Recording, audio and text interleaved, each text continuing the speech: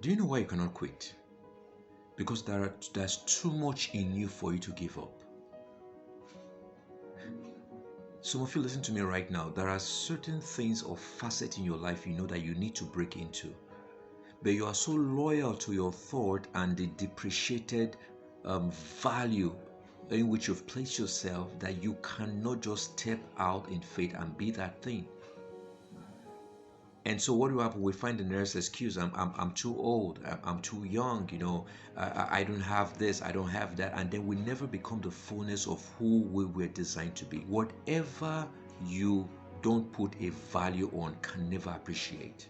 And so your ability not to place a value on yourself becomes a reflection on how other people value you. Now, why is this very important? When you don't have the right image about yourself, guess what happens? You now want to look like everybody else, talk like every other person, become like every other person. You know why? Because images create an appeal.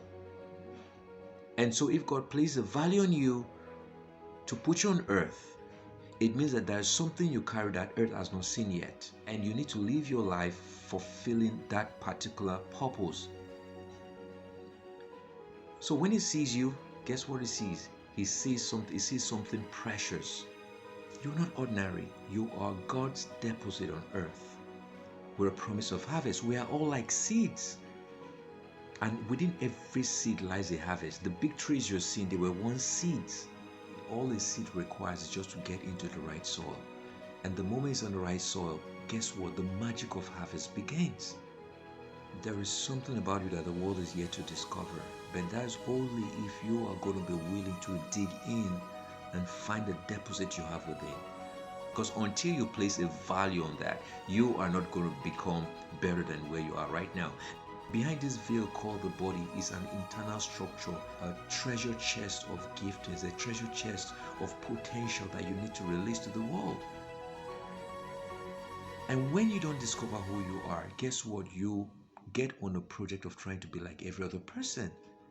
And there are some people that are successful physically, but internally they are failures because they've never scratched the surface of their purpose on earth. I've been privileged to be around some top people in the world, and one of the things I always look out for. I remember one very time I was looking at Miles Monroe and his wife physically, and I was just wondering what is it about this person, that has carried the message of purpose around the world and is called by ministers and by prime minister, by government, by banks, by different people.